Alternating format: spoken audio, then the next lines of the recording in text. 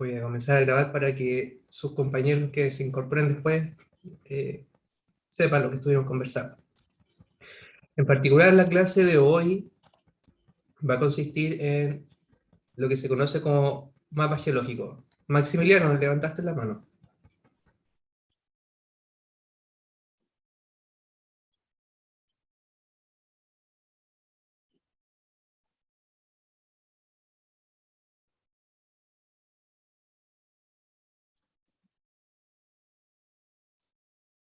Parece que se te levantó la mano nomás.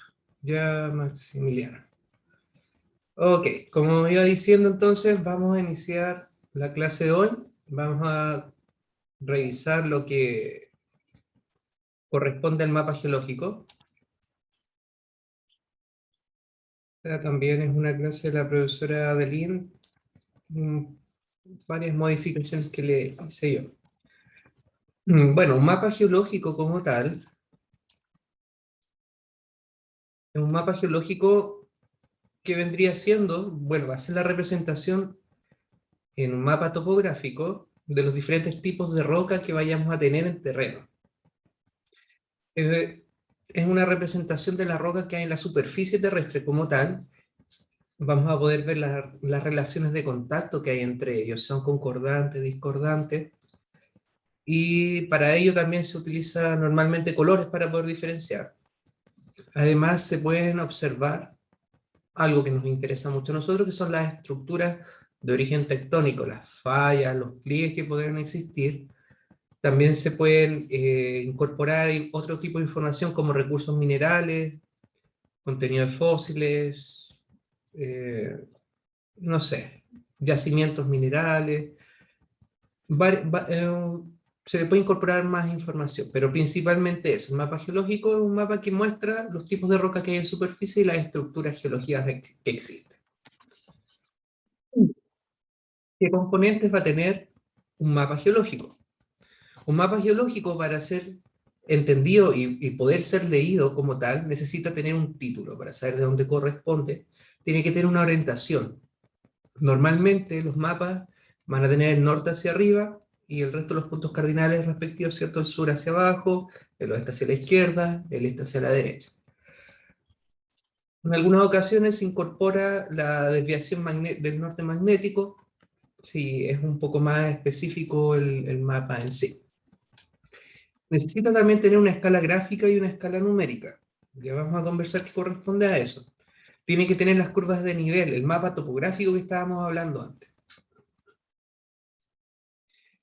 Una leyenda, los colores que yo me refería, para identificar las distintas litologías, o también se pueden utilizar estos colores, y normalmente es más común verlo para representar distintas edades de la roca.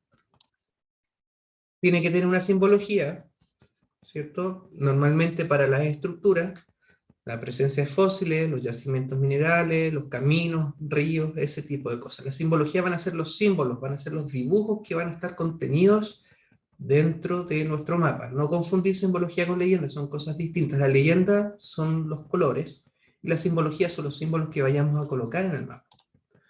Acá hay un ejemplo de un mapa geológico en el cual, bueno, corresponde a Chile Chico, lo tenemos en la 11ª región, y aquí se pueden diferenciar todas las cosas que yo le estaba diciendo. Se pueden ver los distintos colores, se ven algunas líneas que representan estructuras mayores, la leyenda con lo que significa cada uno de estos colores, los símbolos que vamos a tener, la simbología, ahí está el norte, la orientación, la escala, el título, por supuesto, ahí, Geología del área de Chile Chico, Río Las Nieves, y adicionalmente se incluyen, en algunos casos, perfiles esquemáticos, para poder ver las estructuras en profundidad. Un perfil va a ser la representación, el corte que se va a hacer en superficie para ver cómo están distribuidas las rocas en profundidad. Y una de las cosas que vamos a conversar en la clase de hoy un poquito más adelante es efectivamente eso, cómo construir un perfil a partir de un mapa geológico. Ahí está, como les decía, el título, la simbología, la leyenda, la escala. Ahora, ¿a qué me refiero con la escala? La escala va a ser la relación de proporción entre las dimensiones reales del objeto, ¿cierto? Del terreno que estoy viendo y las del dibujo que lo está representando. ¿Qué quiere decir? Que, por ejemplo, el mapa anterior que estábamos viendo está 1 a 100.000. Cada unidad de lo que yo mida en el mapa va a representar realmente 100.000 de las unidades, o la escala numérica que tengo acá colocada. Una unidad va a representar 50.000 unidades. Por ejemplo, si yo mido 1 centímetro en mi mapa, va a representar 50.000 centímetros, que equivale a 500 metros. Si yo pudiera medir 10 centímetros, va a representar 500.000 centímetros, ¿cierto? Es proporción. Aquí tengo la proporción en la cual está lo del mapa con respecto a la realidad, ¿cierto? La escala numérica como tal no lleva unidades, es anumérica. O sea, a, eh, no lleva dimensiones, no tiene ningún tipo de dimensión, ¿cierto? Solamente los números. Por otro lado, la escala gráfica es una forma sencilla. Si yo tengo no sé, con el mismo dedo medir cada uno de estos reglones que yo tengo, negro o blanco, y va a estar representado cuánto equivale en la realidad. Por ejemplo, si yo pusiera mi dedo entre estas dos líneas, entre las 0 y 50, yo sé que eso vale 50 metros. Entonces yo puedo directamente mirar en el mapa, este tamaño vale 50 metros, o 100 metros, o 150. Bueno, la escala gráfica como tal sí tiene que llevar unidades para poder utilizarla correctamente. Ahora, el mapa topográfico, que es otro de los componentes que tiene nuestro mapa geológico, va a ser una representación en 2D del relieve que tengamos en 3 dimensiones. ¿Qué quiere decir eso? Nosotros nos vamos a imaginar nuestro terreno cortado, o cómo se construye, mejor dicho. Supongan que tenemos un terreno con varios cerros.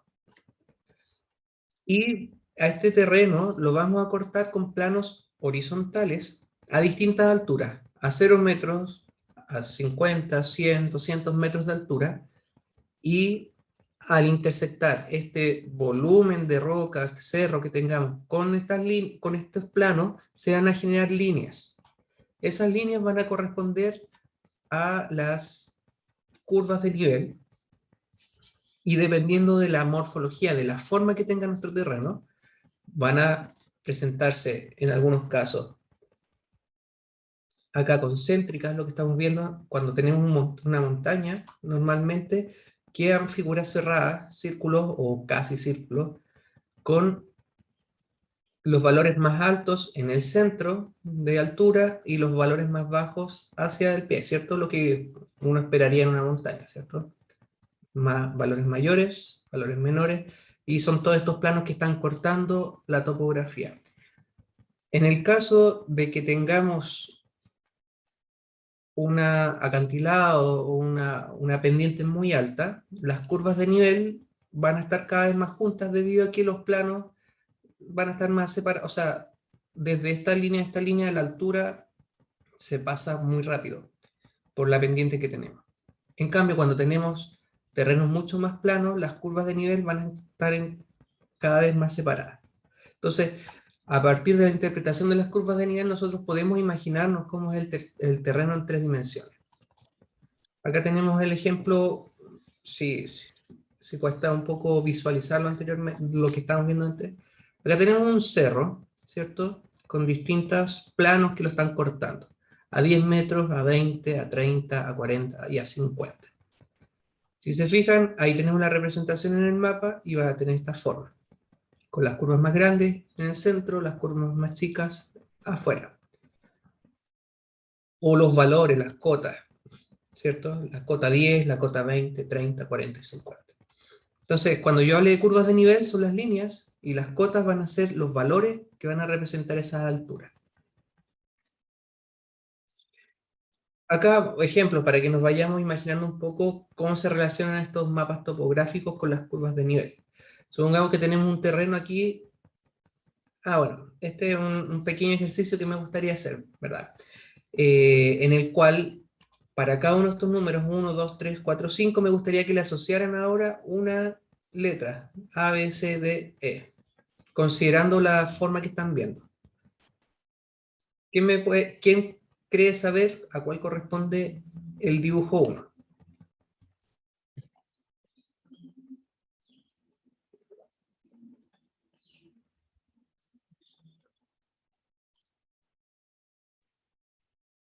¿Ale?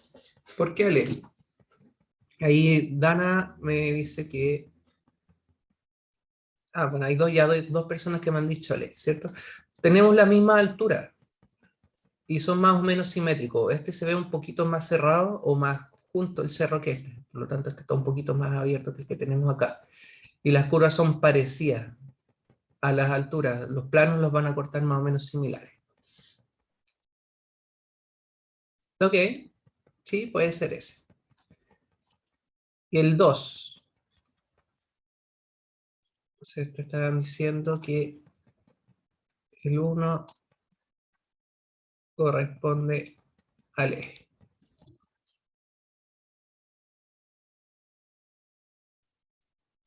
El 2,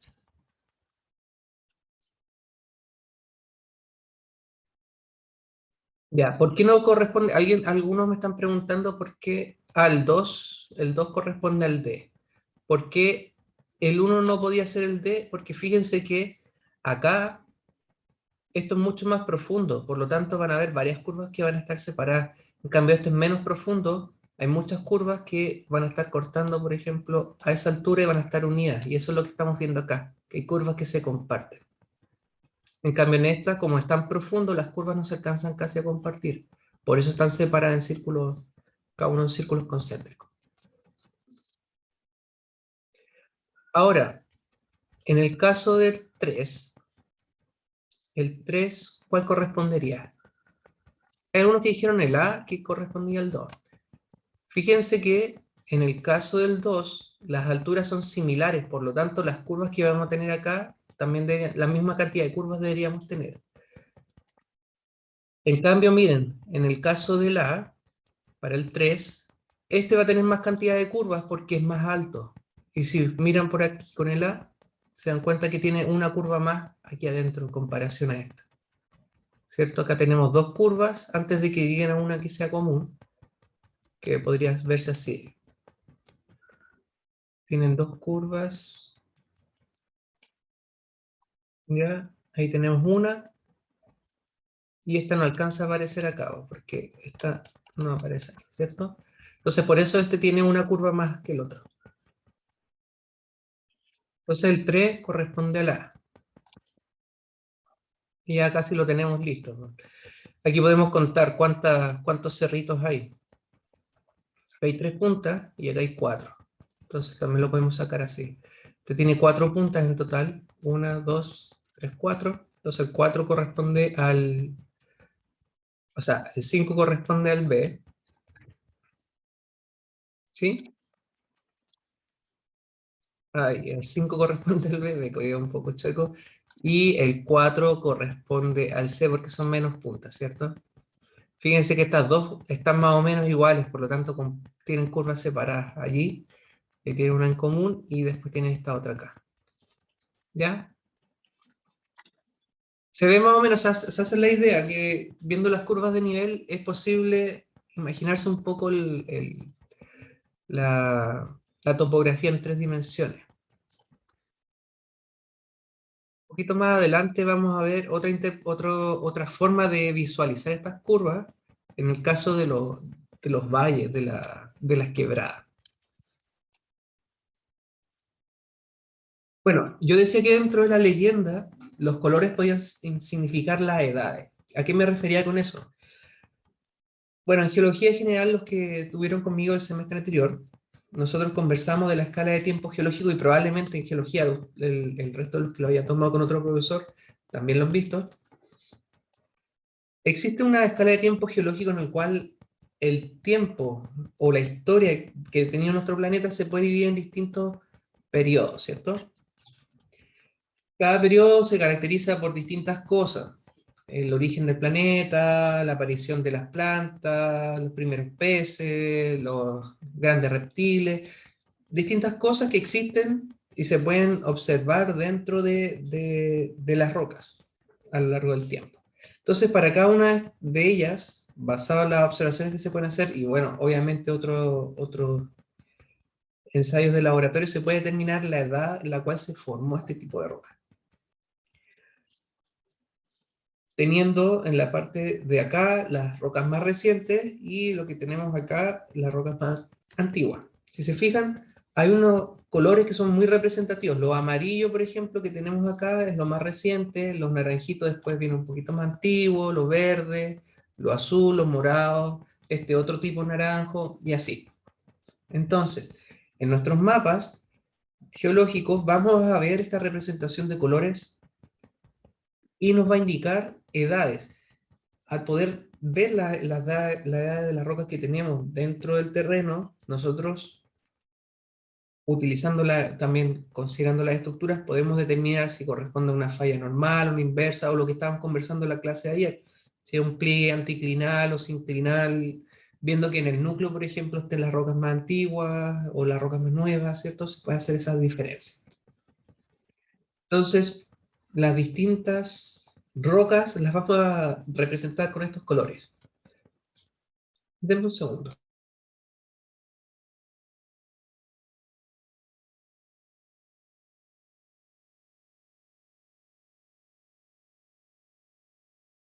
Perdón. Continúo.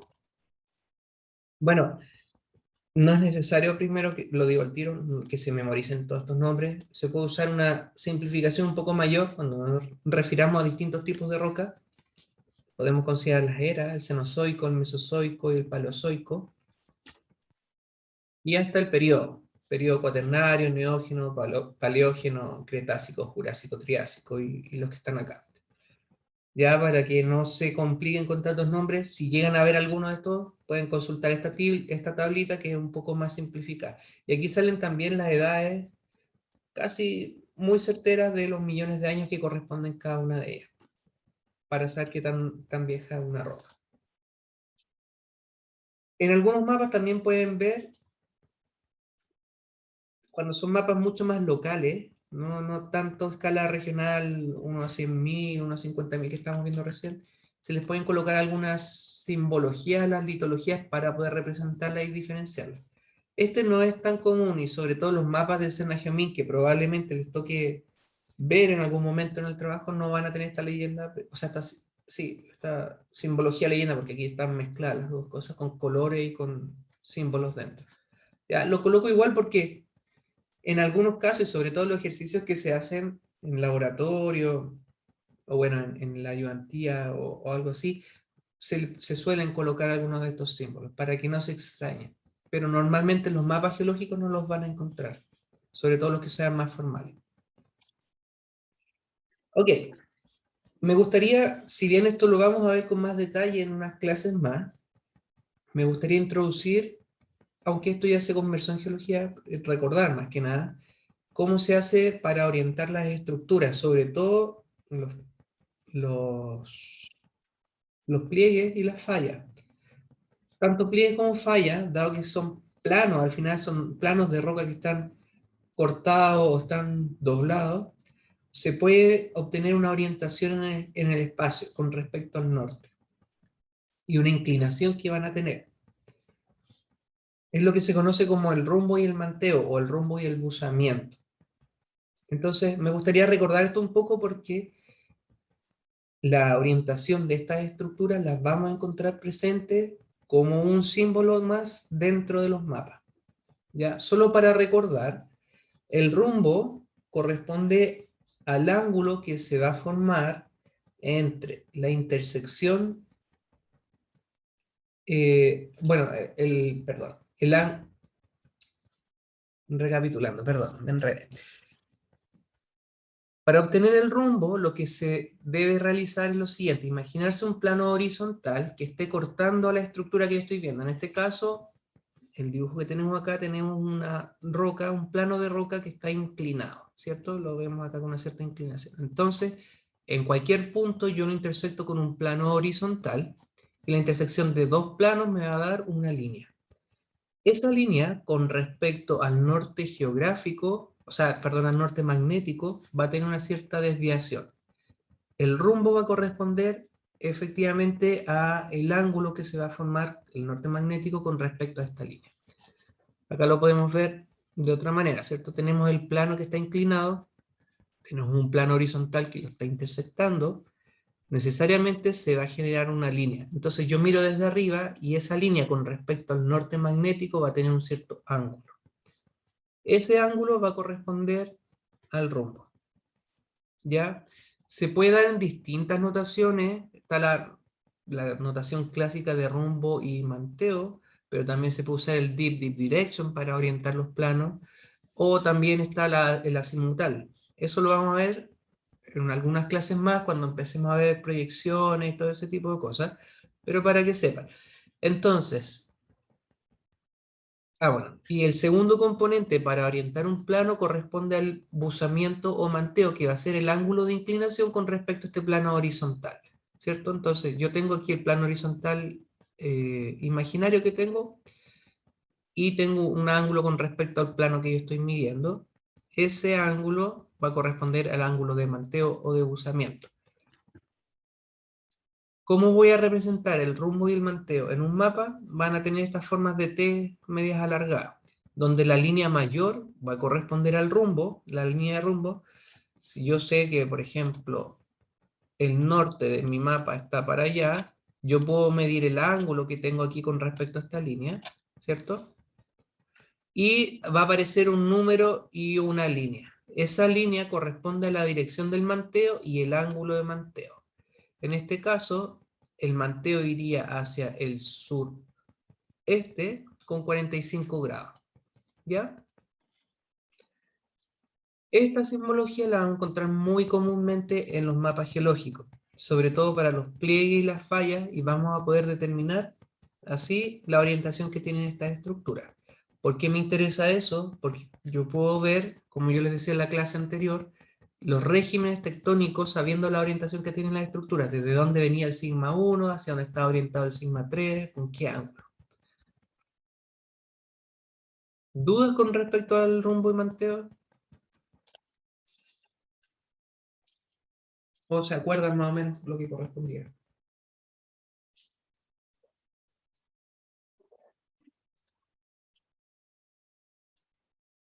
Bueno, el rumbo y el manteo lo vamos a medir con la brújula geológica. Es una brújula geológica tipo Brunton y están las estructurales también. Probablemente a los de ustedes que les toque trabajar en la mina con una brújula, van a usar las estructurales que dan la medida mucho más rápida.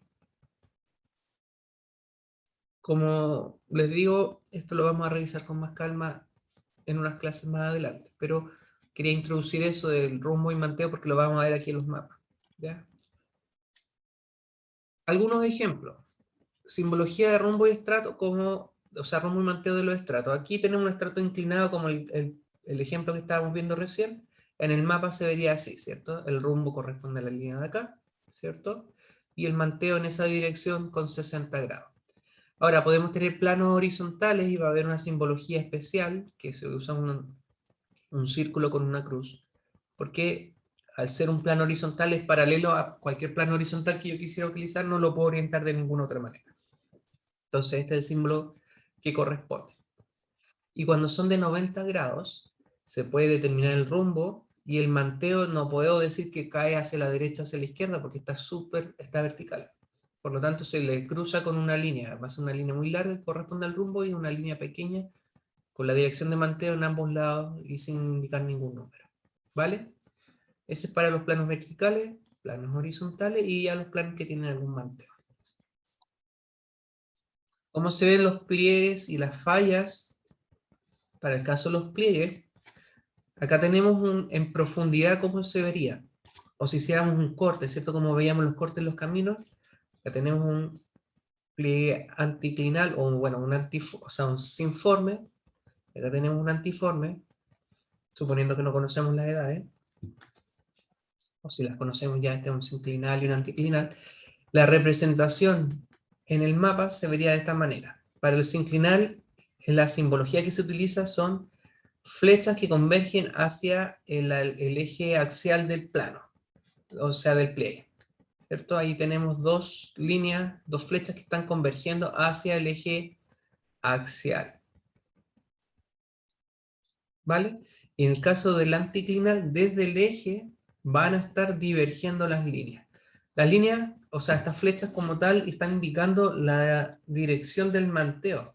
¿Se dan cuenta que el manteo en este caso está cayendo hacia la izquierda, la flecha está apuntando hacia la izquierda, y acá hacia la derecha, por lo tanto la flecha apunta hacia la derecha, y eso nos da la forma de sinclinar. Ahí está, hacia la izquierda cayendo, y hacia la derecha cayendo. Y en el caso del anticlinal, lo contrario, pues desde acá, desde la cresta del pliegue, sabemos que hacia la izquierda cae por acá, y hacia la derecha cae por acá, ¿cierto? Entonces por eso tenemos esa flecha. Así se representan los pliegues inclinales y anticlinales en un mapa. Y normalmente se colocan para los flancos también el rumbo y el manteo con esta simbología que yo les estaba diciendo. El caso de las fallas, si tenemos una falla inversa, la falla inversa como tal, si la miramos por arriba, la traza de la falla se va a colocar con una línea continua y se va a colocar estos triángulos hacia el bloque que esté siendo levantado, al bloque yaciente. Bueno, la simbología tanto falla normal como inversa se coloca en el bloque, perdón, colgante, no yaciente, el bloque colgante o el hanging wall, ¿cierto? Para la falla inversa se colocan triángulos, para la falla normal se colocan muchas líneas, o se colocan estos arbolitos que tenemos acá.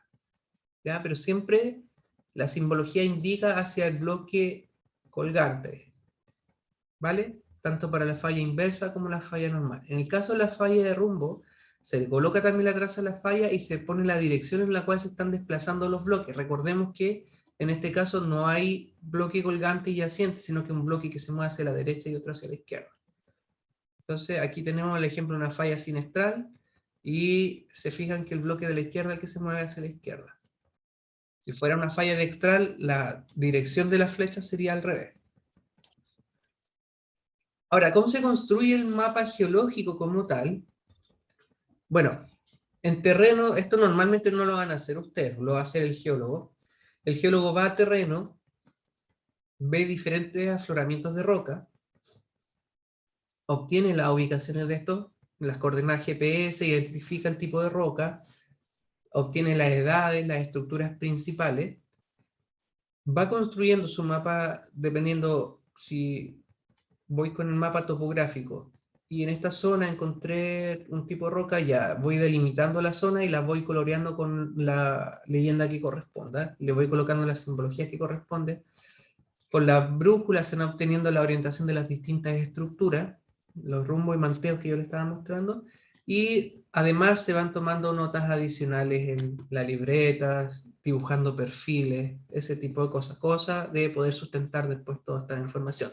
Y ya en la oficina, con la representación de las medidas realizadas en terreno, se va conectando todo lo que está en terreno y se va interpolando la información.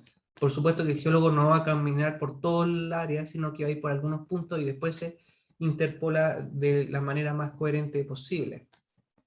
Se representan las distintas estructuras y finalmente, ya cuando el mapa está completo, se deciden zonas específicas en donde se van a trazar estos cortes geológicos.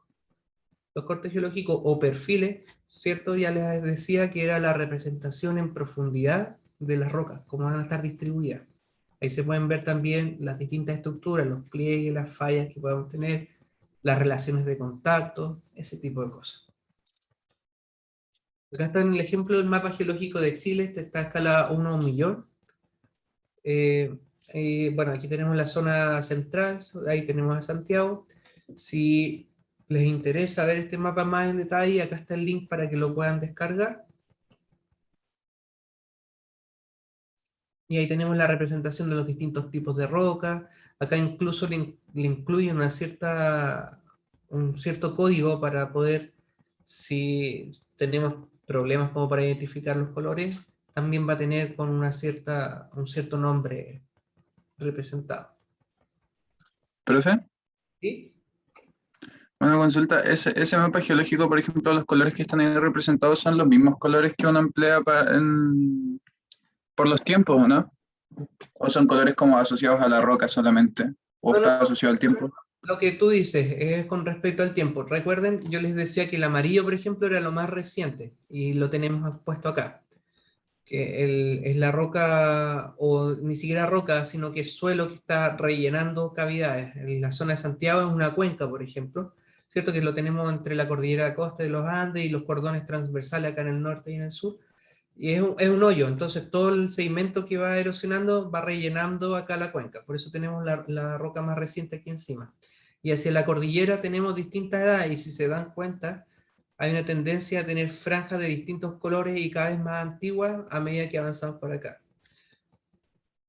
Todos los colores que están acá son muy parecidos a los que estábamos viendo anteriormente, así que sí, es buena tu observación. De hecho, está con respecto a las edades dentro de la escala de tiempo geológico que conversamos. Gracias, profe. Ya. Ok, entonces, ahora la duda es cómo, a partir de un mapa, el mapa geológico que tengamos, vamos a pasar al corte o al perfil geológico. Cuando diga corte o perfil, porque va a estar indistintamente usado en la presentación, se refiere a lo mismo. Acá yo tengo una vista aérea, imagínense que voy pasando con un avión y estoy viendo la distribución de los distintos tipos de roca. Pero esto corresponde a si desde arriba yo hago un corte con un cuchillo y separo las mitades, ¿cómo se vería la mitad? La torta dentro, ¿cierto? Estoy viendo el adorno de arriba de la torta y acá el costado de la rebanada, para llevarlo a una representación un poco más gráfica. ¿Cómo pasamos de este lado a este otro? Bueno, hay varios pasos que hay que seguir. Lo primero es definir dónde se va a hacer el perfil. En este caso, se traza una línea que va a representar este corte que yo le estoy diciendo. Dibujar bien la dirección en la cual vamos a trabajar y que, o por supuesto, represente las estructuras que yo quiero observar. Fíjense que en el mapa que está acá, estas líneas segmentadas están representando algunas estructuras. Ya tengo varias estructuras por acá, ya, y cada una, y contactos geológicos, entonces yo quiero ver cómo están distribuidos en profundidad. Entonces tiro esta línea y esa va a ser mi línea de perfil. Posterior a eso, y recordando que en el mapa geológico también teníamos las curvas de nivel, acá están o exageradas, se pueden ver con distintas alturas las cotas, ¿cierto? Cota 450, 500, 400, 350. Estas curvas de nivel también van a cortar la línea de perfil que yo acabo de dibujar. Entonces, lo que se debe hacer inicialmente es ver la cota menor y la cota mayor que esté cortando mi línea del perfil. En este caso tenemos unas de 350 como la más baja y de 500 como la más alta, ¿cierto? Tengo que identificar eso porque después yo voy a hacer una representación tal cual si fuera un gráfico en el cual voy a poner las distintas alturas. Fíjense que acá tenemos la de 350, acá tengo la de 500, y para cada uno de estos puntos de intersección de manera perpendicular, yo a este gráfico voy exportando cada uno de esos puntos que yo encontré con la altura que corresponde. Por ejemplo, ahí está la cota 500, corta mi perfil en este punto, y yo lo traslado hacia acá. Lo mismo con estas de 500 y así.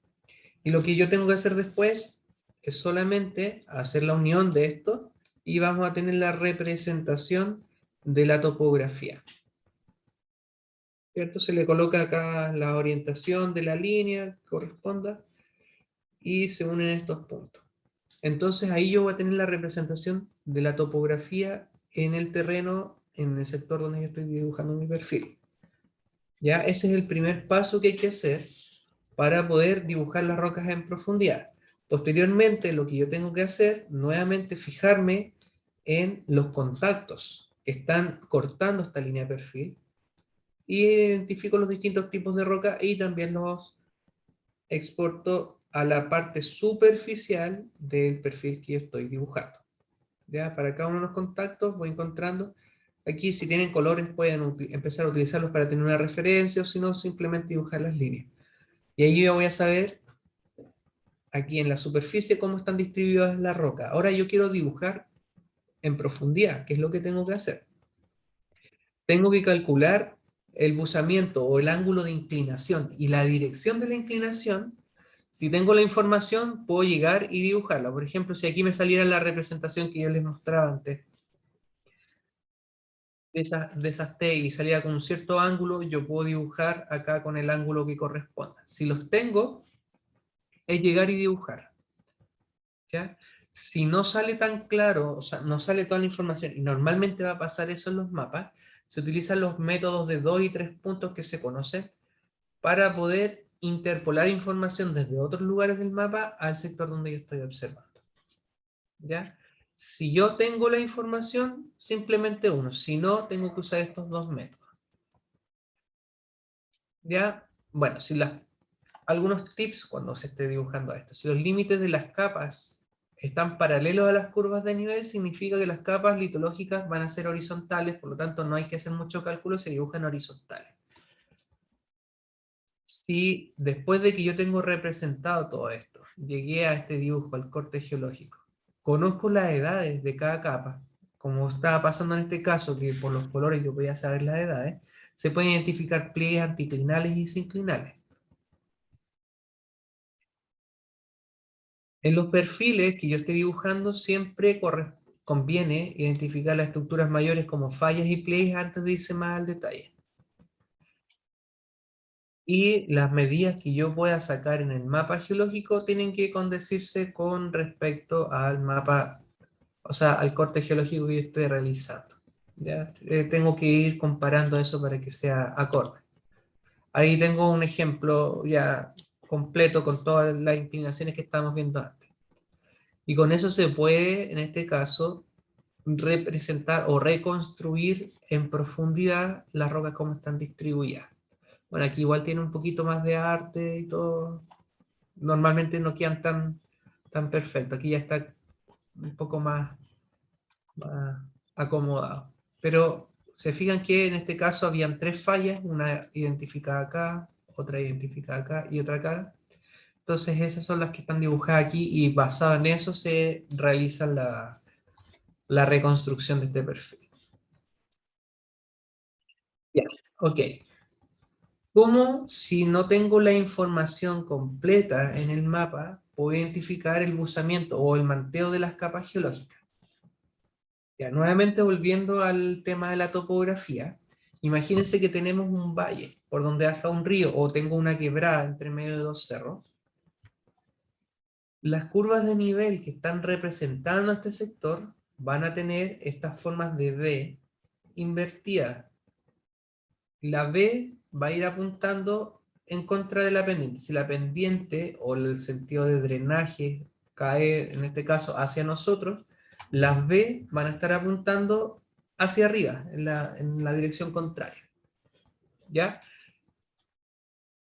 Si yo tengo un valle representado en mi mapa geológico, considerando las relaciones de contacto de los estratos, cómo se comportan con respecto a esas curvas, yo puedo saber si tengo planos horizontales, verticales o están con una cierta inclinación.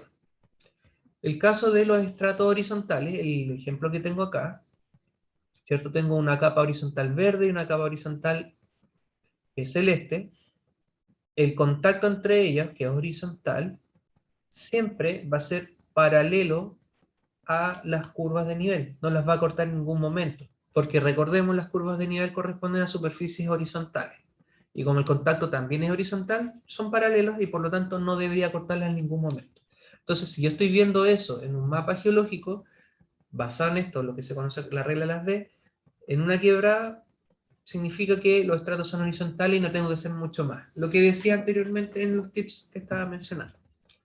Ahora, si los estratos son verticales, el caso extremo, ¿cierto? Nos pasamos de aquí a verticales, el contacto no va a tener ninguna relación con las curvas de nivel, sino que las va a cortar indiscriminadamente a todas, casi de manera perpendicular, como estamos viendo acá, ¿cierto? Por lo tanto, si yo veo una línea recta que no le importa en este caso las curvas de nivel, significa que tenemos estratos verticales. Ahora, ¿qué pasa si no son horizontales ni verticales, sino que tienen una cierta inclinación? Dependiendo de hacia dónde estén, son las relaciones que vamos a tener. Si tenemos estratos inclinados, en este caso, que están manteando en contra de la pendiente de la quebrada, como es el caso acá, se fijan que esto está cayendo hacia allá y la pendiente de la quebrada va hacia acá, lo que va a suceder es que las curvas de nivel y los contactos van a tener una forma similar, pero el contacto como tal va a estar mucho más abierto que las curvas de nivel. Tienen un ángulo mucho mayor, como lo podemos ver acá, ¿cierto? El ángulo que yo puedo medir aquí es mayor que el de las curvas de nivel. Ay, no se nota con esa palabra. Ahí sí, ¿cierto? El ángulo que yo tengo para el contacto es mayor que el de las curvas de nivel. Eso sucede cuando el contacto o el estrato esté manteando en contra de la pendiente de la quebrada. Ahora, puedo tener también estratos que estén manteando a favor de la pendiente. Y nuevamente tengo dos casos. Si mantean muy parecidos a la pendiente, seguimos teniendo la misma relación con la forma las B, pero ahora el ángulo va a ser mucho más cerrado. Este ángulo es menor que el de las curvas de nivel que tenemos acá. ¿Ya? Caso contrario a lo que teníamos acá. Y si mantea con un ángulo mayor a la pendiente, las curvas se invierten. Entonces, si la B está mostrando en esa dirección, el contacto está en sentido contrario. ¿Ya? Esos son todos los casos o las configuraciones que podemos tener de los estratos. Y con eso ya podemos saber en qué dirección está manteando. Ahora, ¿cómo podemos determinar el valor del manteo? Ahí se usa el método de los 2 y de los 3 puntos. Lo voy a ver rápido, voy a dejar en todo caso este algoritmo indicado aquí, está en la misma diapositiva para que lo puedan revisar con más calma. El método de los 2 puntos es el más sencillo. Necesitamos considerar un contacto geológico en el cual, acá es la línea segmentada, ¿cierto? Tenemos esta línea segmentada que es el contacto geológico y dos curvas de nivel a distinta altura que estén cortando a nuestro contacto geológico. En este caso tengo la curva cota 500 que lo corta en ese punto y en este punto, y la cota 600 que lo corta en ese punto y en ese punto. Entonces, ¿qué es lo que yo hago? Uno líneas que corresponden a las mismas cotas, en este caso la cota 500 con esta, tengo esa línea, y la cota 600 esta y esta línea. Necesariamente, si está bien construido el mapa, estas líneas que van a dibujar van a quedar paralelas entre sí. Y por la definición de rumbo, dado que estos son planos horizontales, las líneas de rumbo, estas líneas van a corresponder a las líneas de rumbo. Este es el rumbo del estrato. Ya por la definición geométrica que habíamos hecho anteriormente. Ok, entonces lo único que yo debo hacer en el mapa es medir esta distancia de, dibujar, o sea, medirla así de manera perpendicular, y considerar la diferencia entre las cotas, en este caso 500 y 600, y construir un triángulo rectángulo, y el manteo como tal va a corresponder a la, si yo despejo trigonométricamente esa distancia de que medí con este 100, ¿cierto? Tangente del manteo va a ser 100 partido por d. Lo importante en este caso es que esa distancia d tiene que ser escalada. Considerando la escala del mapa, si, no sé, mide 1 centímetro, yo sé que 1 centímetro vale 500 metros en mi mapa, entonces tengo que poner 500 metros acá. Estos 100 están representando la diferencia de metros. 500 metros, 600 metros de altura de las curvas de nivel, ¿cierto? Con eso yo puedo determinar cuánto es el ángulo de manteo, para poder dibujarlo en el perfil que yo tenía. ¿Ya? Ahí está explicado el método de los 2 puntos, lo que acabo de decir, ahí para que le den una revisada si no quedó tan claro. En el caso del método de los 3 puntos sucede cuando el contacto no es cortado en 2 puntos por una misma curva de nivel, sino que se cortan distintas. Fíjense que tengo un punto en 300, un punto en 400 y un punto en 500.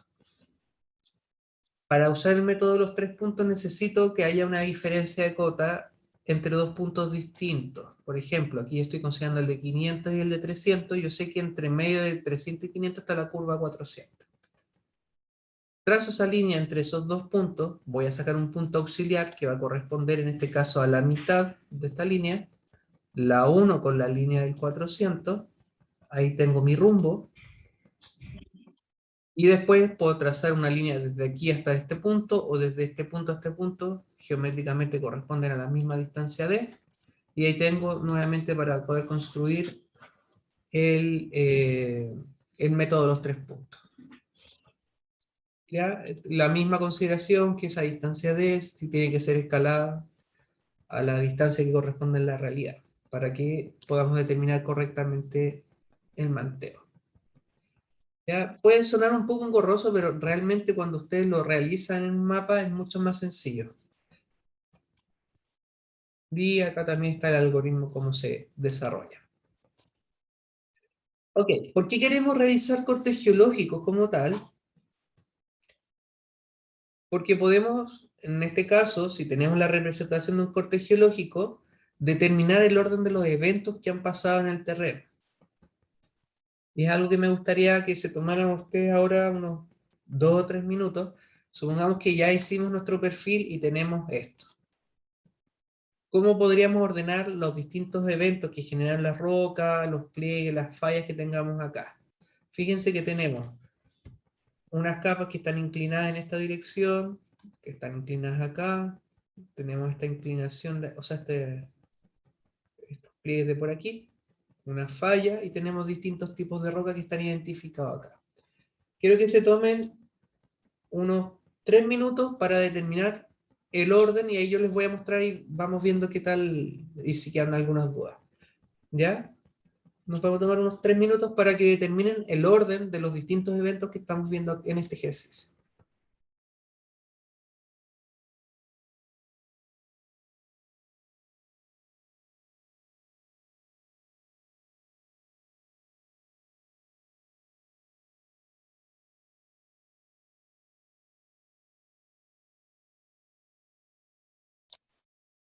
Ya. Veamos entonces cómo les fue. Ya, lo primero que tendría que suceder acá, esto ya, yo no voy a repasar tanto lo de geología, los distintos principios estratigráficos. Nosotros sabíamos que lo que esté más abajo normalmente corresponde a lo más antiguo, lo que esté más arriba, más nuevo, el principio de superposición, ¿cierto? El principio de horizontalidad, que esto está horizontal en algún momento y después si no está horizontal sucedió algo más. Y habían otros principios más que habíamos revisado. Entonces, inicialmente teníamos una roca, un protolito, que dio paso al gneiss que tenemos acá, el número 1, gneiss precámbricos, que son más antiguos. Eso es lo que está más abajo acá también, ¿cierto? Entonces se forma el gneiss de alguna manera por un proceso metamórfico. Después se deposita la caliza 2 que tenemos acá. Y se depositan los conglomerados que tenemos aquí. Si se fijan, después de eso se genera este pliegue, que está, en este caso, el 1, el 2 y el 3 están plegados. Se falla normalmente. Tenemos el bloque de acá de la izquierda que desciende con respecto a este, ahí podemos ver la continuidad. Existe un proceso erosivo en el cual se desarrolla esta superficie que tenemos acá, que da una discordancia con respecto a esa superficie, una discordancia angular. Se deposita en la arena, está el número 5. Posteriormente la caliza. Se forma este nuevo pliegue porque esto era horizontal y ahora está plegado nuevamente. Tenemos un proceso erosivo que nos genera el sector de acá. Acá se forma la andesita con la intrusión ígnea que tenemos. Estos en verdad son simultáneos. De hecho, tenemos primero esta intrusión por acá, este dique, que trae lava hasta la superficie, se genera la andesita. Y después normalmente se agrega un nuevo proceso de erosión, que es lo que se está viendo actualmente. ¿Ya? Ese sería como el orden de los eventos. No sé cómo le habrá ¿Profe? ido. Disculpe que lo interrumpa. Una consulta. ¿No podría haber sido primero la Pero un poquito. No pudo haber sido primero la formación del pliegue y después la depositación del conglomerado. No, no podría haber sido porque fíjate que en este caso el conglomerado también está plegado. Si a ver, ¿cómo decirlo? Fíjate que en estos tenemos, si se forma el pliegue habría plegado lo que existiera en la parte superior, no quedarían estas curvas en superficie, los pliegues normalmente no quedan así en superficie, todo lo que esté arriba también tiene que quedar plegado. Entonces, recuerda que el pliegue se genera siempre en profundidad, ¿cierto? Las fallas Ya, son, perfecto, porque yo pensé que podría haber sido en superficie y sobre eso haberse colocado haberse depositado claro, como que el quedaron los conglomerado. cerritos y después se empezó a rellenar con conglomerado. Claro, eso pensé. Ya, no, normalmente no pasa eso cuando se forma un pliegue, lo que esté arriba también plegado va a corresponder al pliegue, entonces siempre se coloca también como antes de que se haya formado el pliegue se depositó eso. Gracias, profe. ¿Mm? No sé si tienen alguna otra duda, chiquillos, o continúo. Bueno, ejercicios como este tipo también podrían salir preguntados por allí, así que también lo van a revisar dentro del laboratorio, así que para que vayan soltando la mano en internet hay hartos ejercicios de estos como buscar el orden de la historia geológica. Ya. Aparte del mapa geológico, ¿qué otro mapa podría ser de interés en minería? El mapa que nos muestre todos los dominios estructurales. Lo que yo le estaba hablando la clase de ayer y las anteriores, que realmente, si nosotros podemos identificar los dominios estructurales, cómo se distribuyeron los esfuerzos y nos generaron las estructuras en el área que estamos trabajando nosotros, nos puede dar una idea de cómo va a distribuirse la mineralización. Entonces, un mapa de dominios estructurales se utiliza como para dividir los distintos tipos de roca que tengamos en la mina en distintos sectores, cada uno con sus características estructurales, o sea, sus fallas, pliegues que van a estar presentes. Van a tener distintos límites y normalmente tienen estructuras mayores que los van a estar dividiendo uno con respecto al otro. Se pueden diferenciar claramente. No es como que la tendencia, por ejemplo, aquí en Fortuna Sur y en Fortuna Norte vayan a ser iguales, ¿cierto? Profe, es decir, están divididos por el tipo de estructura. Por el tipo de estructuras y el tipo de roca también, que no se pueden agrupar directamente.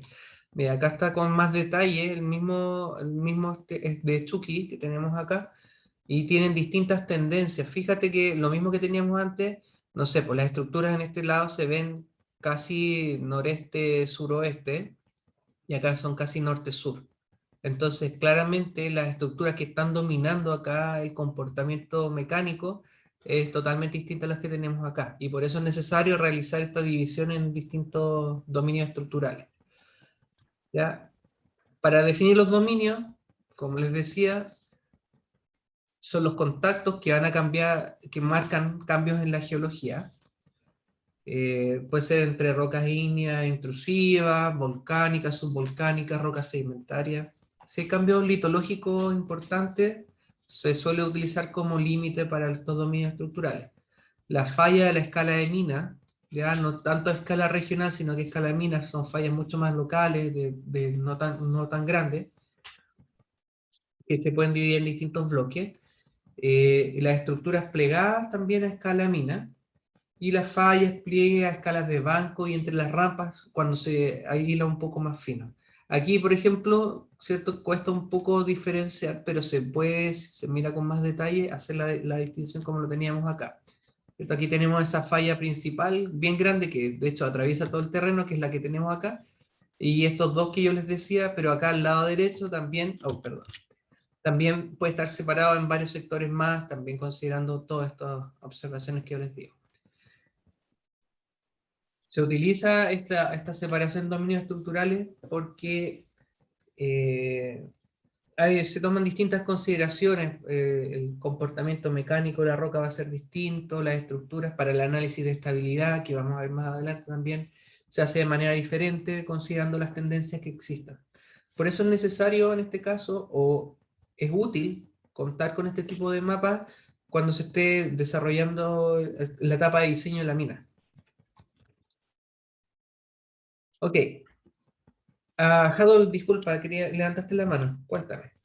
Sí, pero es decir que tiene que ver igual como que los diferentes tipos de rocas tienen como fallas en común, ¿cierto? O sea, como si yo me fijo en un tipo de roca que está en el mapa, ese tipo de roca va a tener como una falla típica, ¿o no? Es como por eso que se dividen. También, es que al final es una suma de todo, no es como que vaya a ser o por el tipo de roca o por la estructura. Normalmente, dependiendo del tipo de roca que tengamos, esto igual lo van a ver ustedes con más detalle en el curso de mecánica de roca, pero las rocas tienen una resistencia distinta a, por ejemplo, a la compresión. Hay algunas que se van a romper con un cierto ángulo o bajo una cierta presión y otras no se van a romper tan fácil. Entonces, las mismas litologías nos van a condicionar la formación de estructuras distintas en cada sector. Al final es una suma de todo. Normalmente estos dominios estructurales consideran todas esas cosas, no es como uno o lo otro. Ya, excelente, súper. Esto le dejo estos dos links para que puedan ejercitar un poco lo de los perfiles, cómo se van a ver en profundidad, también si quieren jugar un poquito con el tema geológico. Por un lado, esta geología visible que tengo acá, ustedes pueden construir distintas topografías de valles, de cordilleras, de montañas, de acantilados, cosas por el estilo, y pueden ir dibujando distintas capas geológicas, y después de eso ustedes pueden aplicarle distintas cosas, pueden tirarle un dique, una falla, un pliegue, y ver cómo se va a ir comportando. Se pueden dibujar las curvas de nivel, y pueden ir interpretando. La gracia es que esto al ser en un modelo 3D, usted lo puede ir rotando y ver cómo se va en los distintos ángulos. Ahí, bueno, ustedes pueden investigarlo con más detalle, pero permite modificar toda la geología y la topografía. Es bien interesante como para entender el tema de los perfiles. De hecho, ustedes pueden, si mal no recuerdo, se pueden desarrollar ciertos perfiles acá considerando eso. Entonces, en este link es una página que funciona bastante bien, es bastante amigable la interfaz para que la puedan revisar. Y el otro, sale la explicación de las reglas de las B que estábamos viendo con otro esquema, la relación que van a tener de los contactos con las curvas de nivel. Y para que le echen un vistazo también, si no quedó tan claro, lo puedan reforzar con este ejemplo. Bueno, y acá están las referencias bibliográficas a utilizar en el trabajo, ¿cierto? La información fue obtenida principalmente acá y la pueden revisar, y las imágenes de Google Images, como siempre.